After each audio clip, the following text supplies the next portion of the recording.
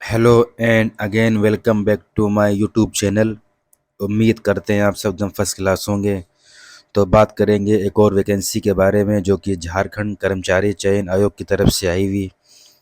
इसमें महिला पर्यवेक्षक महिला पर्यवेक्षिका के पदों पर वैकेंसी निकली हुई है। तो इसमें बात करेंगे कि टोटल कितनी वैकेंसीज आई हुई और क्वालिफ़िकेशन क्या क्या मांगा हुआ है, लास्ट डेट क्या रहेगी और क्या सैलरी बनेगी आपकी, और कितना क्या क्या आपका ये एग्ज़ाम पैटर्न रहेगा, सिलेबस क्या रहेगा। तो उसके बारे में डिस्कस करेंगे आगे। तो सबसे पहले आवेदन करने के लिए आपको www.jssc.nic.in पे जाना पड़ेगा। वहाँ पर जाकर के आप इस फॉर्म को फिल कर सकते हैं। तो इसमें सबसे पहले जो परीक्षा शुल्क आपका दे रखा है वो 100 रुपये दे रखा है। इसी में नीचे की तरफ दे रखा है जो झारखंड राज्य के जो अनुसूचित जनजाति के हैं और अनुसूचित जाति के जो अभ्यर्थी हैं उनके लिए केवल 50 रुपये आपकी फ़ीस रहेगी। और जो नीचे की तरफ आएंगे तो इसमें दे रखा है कि बिना शुल्क दिए हुए कोई भी जो है आगे का प्रोसेस नहीं होगा इसमें। तो वो तो नॉर्मल सी बात है कि कोई भी प्रोसेस आगे का नहीं रहेगा। अब बात करेंगे जो आपकी वैकेंसीज़ हैं उनके डिवाइडेशन के बारे में बात करेंगे। तो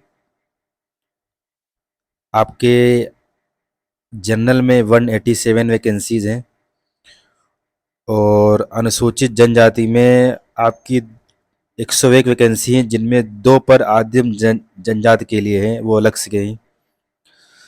अनुसूचित जाति के लिए 35 है। अत्यंत पिछड़ा वर्ग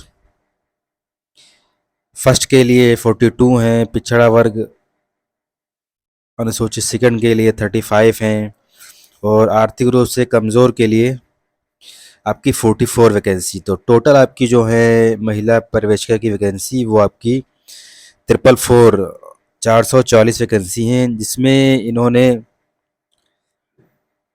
अलग से आपकी खेल कूद कोटा में आपकी 9 वैकेंसी हैं और जो आपका अंधापन डेफ और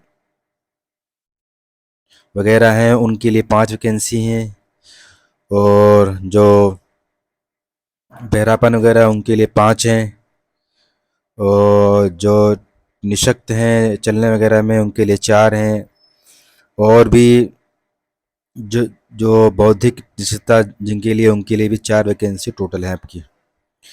तो बड़े लेवल पे वैकेंसी हैं और वैकेंसी भी अच्छी है।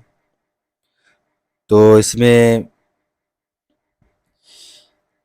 यहाँ पे दे रखा है ये महिला पर्यवेक्षिका समूह खा की है, ये वैकेंसी अराजपत्रित है। लेवल 6 के अकॉर्डिंग आपकी सैलरी बनेगी अप्रॉक्स 35,400 से लेकर के आपकी 1,12,400 तक आपकी वैकेंसी बनेगी। इसमें क्वालिफिकेशन मांगा हुआ है इन्होंने कि आपके पास समाजशास्त्र में या मनोविज्ञान में या गृह विज्ञान में, इन तीनों में से किसी एक में आपके पास डिग्री होनी चाहिए, स्नातक डिग्री होनी चाहिए।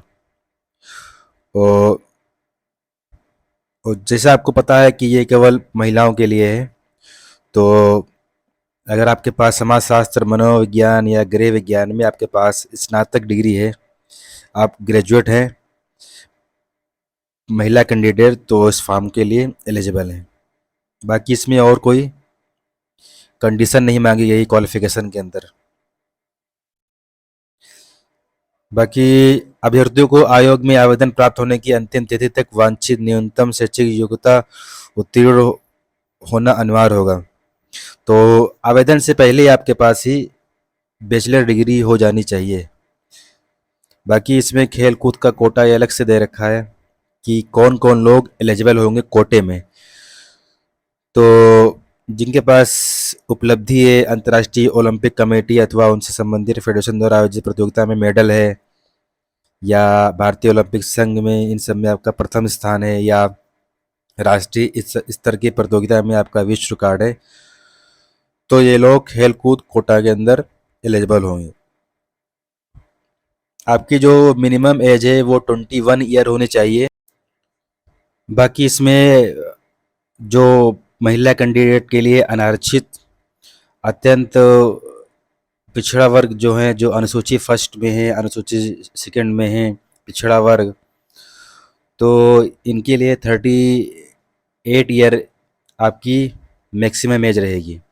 और जो अनुसूचित जनजाति की हैं और जो अनुसूचित जाति की महिलाएं हैं उनके लिए 40 साल है। तो लेकिन आपकी जो मिनिमम एज है वो आपकी 21 ही रहेगी।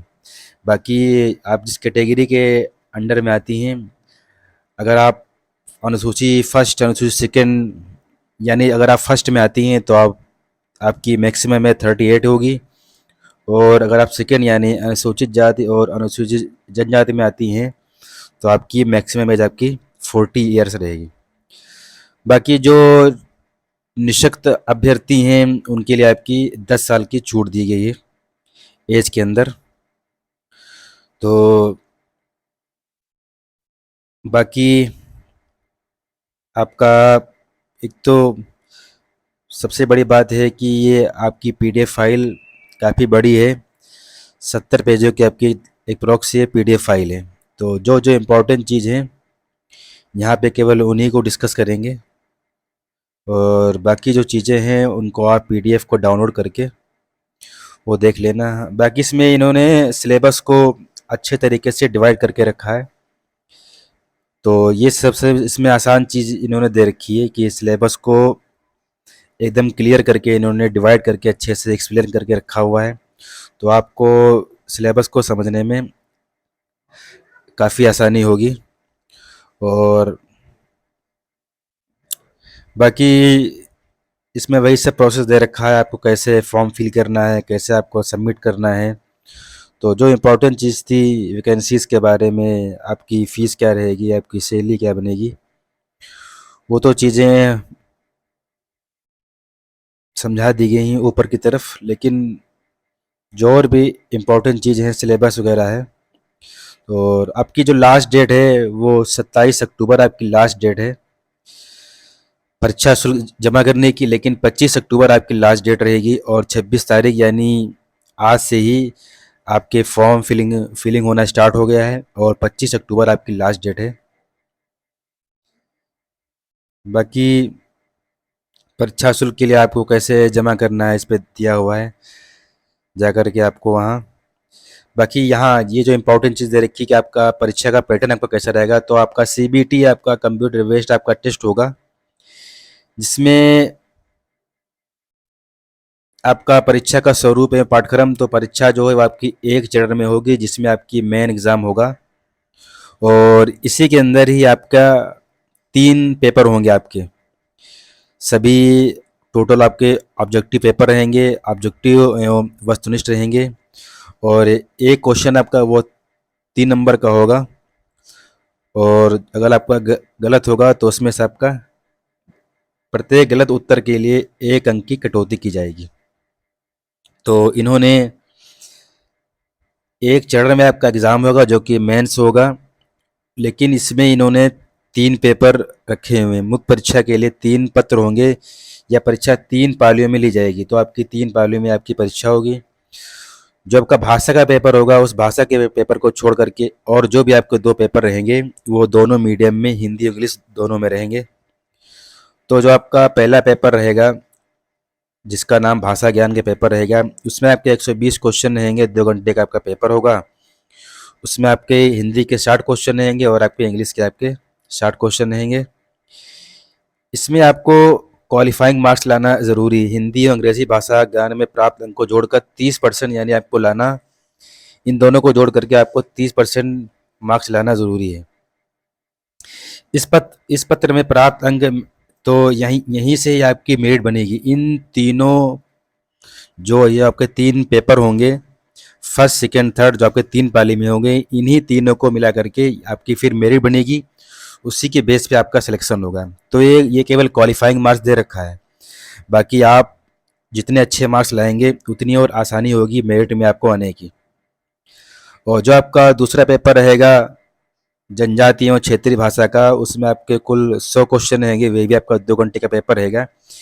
इसमें जो आपकी क्षेत्रीय भाषा दे रखी हिंदी, अंग्रेजी, उर्दू, संथाली, बांग्ला, मुंडारी जिसे मुंडा भी कहते हैं, हो, खड़िया, कुड़ुख जिसको उनाव भी कहते हैं, कुरमाली, खोरठा, नागपुरी, पंच पंच परगनिया, उड़िया, संस्कृत में से एक भाषा कोई आपको इसमें चूज करनी होगी और उसी में आपका एग्ज़ाम होगा। इसमें भी आपको 30% मार्क्स लाने हैं क्वालिफाई करने के लिए कि जब आप मेरिट में आ जाएंगे। और जो आपका तीसरा पेपर रहेगा उसमें आपका विशिष्ट विषय और सामान्य ज्ञान की इसमें परीक्षा रहेगी। इसमें आपके 150 क्वेश्चन रहेंगे, 2.5 घंटे का पेपर होगा। तकनीकी और विषय विशिष्ट के ऊपर आपके 100 क्वेश्चन रहेंगे। सामान्य अध्ययन पे आपके 20 क्वेश्चन रहेंगे, सामान्य गणित पे आपके 20 क्वेश्चन और सामान्य विज्ञान पे आपके 10 क्वेश्चन रहेंगे। तो टोटल आपकी इसमें भी आपको 30% लाना ज़रूरी है। तो फर्स्ट इसमें दे रखा है पत्र फर्स्ट, सेकेंड और थर्ड, प्रत्येक पत्र में न्यूनतम अर्थांक।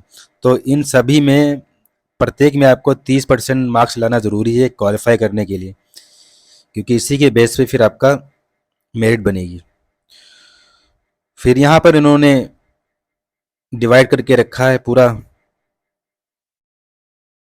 जो आपका ऊपर सिलेबस दे रखा है तो इसी को इन्होंने अच्छे से एक्सप्लेन करके रखा है। यहाँ पे देखेंगे तो यहाँ ये 14 पेज से लेकर के फिर आप नीचे की तरफ जाएंगे यानी आप 70 तक, तो आपको यहाँ पर पूरा इन्होंने सिलेबस अच्छे से डिवाइड करके रखा है, तो आपको आसानी हो जाएगी सिलेबस को समझने में कि क्या क्या आपका सिलेबस के अंदर आएगा।